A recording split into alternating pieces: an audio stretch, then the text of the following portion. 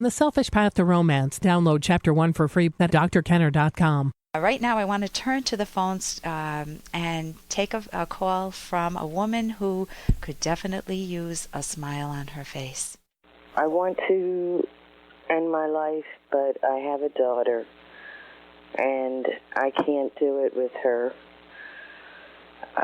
I don't know what to do. I hate my life. I'm so unhappy. I can't succeed in this world.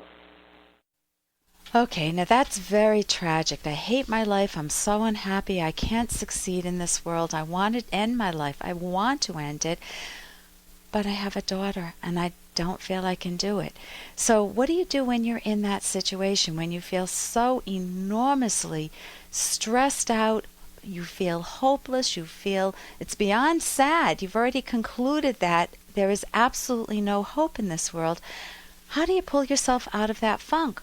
Well, one really good piece of information is out of all the radio shows to call, you called one that's titled The Rational Basis of Happiness, and you're seeking advice. So there's a real lot of hope in you for you to take that action. And that's what you want to grow within yourself. You want to recognize that a part of you wants to live. This is not a done deal in your mind. A part of you desperately would like to be happy, desperately would like to live, desperately would like to have some good times with your daughter. So what do you do? Well, I would say go to my website ASAP, right after I finish talking, and get the book Choosing to Live. It's a fabulous workbook written by two cognitive therapists. It's How to Defeat Suicide Through Cognitive Therapy, and it's written by Thomas Ellis and Dr. Corey Newman, Doctors Thomas Ellis and Dr. Corey Newman. Corey Newman is fabulous. I met him in person, and he could help you so much. And if you can't see him personally, which I know, his book is tremendous. So the second, I'll give you some tips from their books.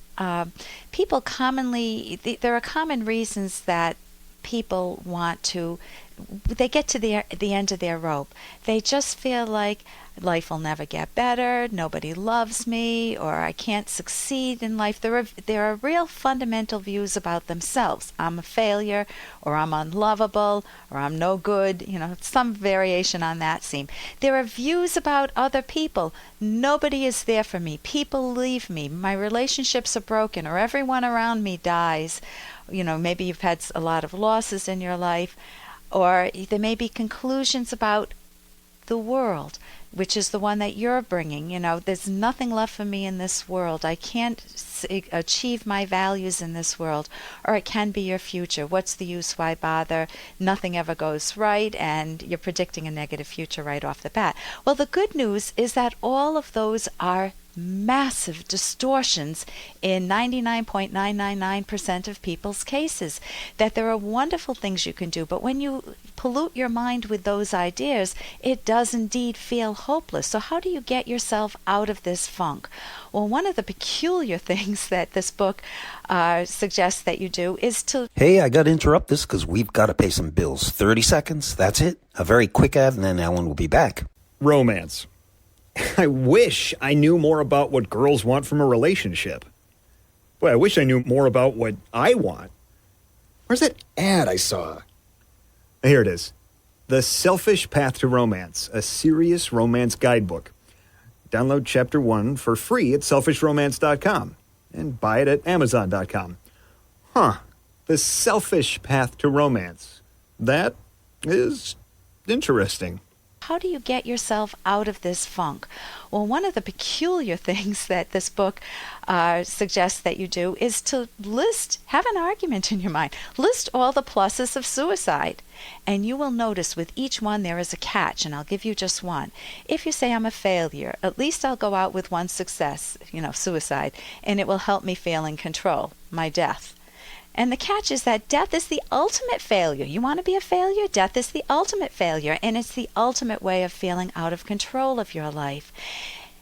if you ask questions that suicidal people typically ask, which are why bother trying, nobody cares, how can I ever change, who would notice if I was gone, what's the point of going on, those are called negative rhetorical questions. They lead you no place. You want to replace those with positive questions, such as, what are my reasons for hurting or killing myself, and evaluate them. You want to see if there are other possible solutions other than suicide, since that is the ultimate failure. What would I tell a close friend in the same circumstances? How else could I reasonably view my situation? What steps can I take to change my life rather than end it? Why do I sometimes not mind living? Meaning there are some good things, your daughter. And how might my life be better in the future? If you ask yourself those questions, your mind looks for different data, and it starts to erode away that hopelessness and give you some well-deserved optimism. You need to act on the optimism, and that's important.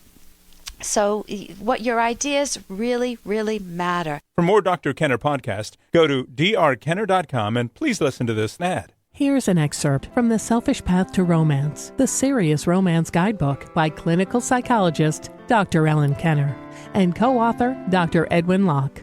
If your partner occasionally comes home in a bad mood for some reason, learn to read the mood and help raise your partner's spirits. Your partner may want some sympathetic listening and support, or perhaps just some time alone to decompress. As you both learn to understand one another better, you will become more effective at helping improve each other's mood. Though you can help, you're not ultimately responsible for improving your partner's moods. Each person is primarily responsible for one's own mood. By controlling your own mood and not letting your partner's bad mood become contagious, you can better manage a temporary bout of the blues. You can download Chapter 1 for free by going to drkenner.com. And you can buy The Selfish Path to Romance at amazon.com.